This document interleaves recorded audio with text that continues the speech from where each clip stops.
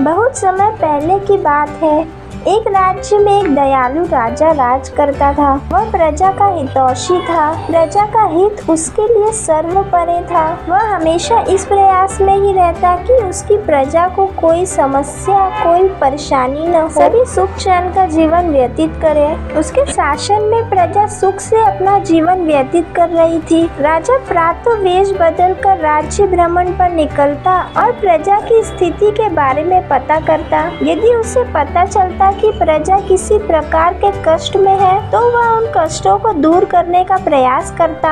एक बार वह इसी तरह वेश बदलकर राज्य भ्रमण पर निकला। भ्रमण करते करते वह एक जंगल से गुजरा और रास्ता भटक गया। उसके सैनिक पीछे छूट गए और वह अकेला रह गया। रास्ता ढूंढता हुआ वह एक स्थान पर पहुंचा। उसने देखा कि वहाँ एक कुटिया बनी हुई है। राजा को भूख भी लग रही थी। उन्होंने सोचा अवश्य भोजन की व्यवस्था हो जाएगी। उसने अपने घोड़े को एक पेड़ से बांधा और कुटिया में प्रवेश किया। वह एक साधु की कुटिया थी। गेरुए वस्त्र धारण किए एक साधु पेड़ के नीचे आसन लगाए बैठे थे। उनकी आंखें बंद थी और वे ध्यान में लीन थे। राजा ने देखा कि उस स्थान का वातावरण बहुत ही सुंदर है। पेड़ पौधे हरे भरे हैं। इसमें फूल और फल लदे हुए थे। राजा ये देखकर बहुत प्रसन्न हुए। वह साधु के पास गए और उन्हें प्रणाम कर उनके सामने घुटने के बल बैठ गए। साधु ने आहट पाकर अपनी आंखें खोली और अपने सामने एक नौजवान को पाया। उनके मुख का तेज देखकर ही साधु समझ गए कि वह कोई राजसी व्यक्ति है। राजा ने उन्हें बताया कि वे रास्ता भटक गए हैं। साधु ने उन्हें अपने आश्रम में शरण दी। खाने के लिए मीठे फल दिए। राजा ने कभी उतने मीठे फल नहीं खाए थे। उन्होंने चकित होकर पूछा, गुरुवर, आज तक मैंने इतने मीठे और स्वादिष्ट फल नहीं खाए। इनके इतने मीठे होने का कारण क्या है? साधु ने कहा, इस राज्य का राजा अत्यंत दयालु और न्यायप्रिय है,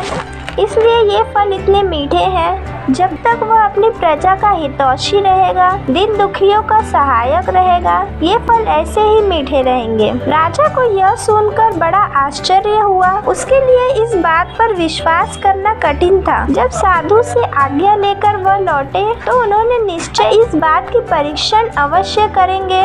उन्हें अपने सैनिक मिल गए जो जंगल में उन्हें ढूंढ रहे थे। अपने राज्य वापस लौट गए। वापस लौटने के बाद उन्होंने प्रजा पर जुल्म ढाने शुरू कर दिए। उन्होंने किसानों का लगान बढ़ा दिया और प्रजा पर नए नए प्रकार के कर लगा दिए। अब वह अपने धन भोग विलास में खर्च करने लगे और प्रजा की ओर उदासीन हो गए। प्रजा पर अत्याचार बढ़ाने लगे तो पूरे राज्य में त्राही त्राही मच गई। कुछ दिन बाद राजा फिर जंगल में उसी साधु की कुटिया में पहुँचे। इस बार उन्होंने देखा कि वहाँ का वातावरण भिन्न है। पेड़ पौधे सूख चुके थे, फूल मुरझा गए हैं, फल सड़ चुके हैं। यह देखकर वह चकित रह गए।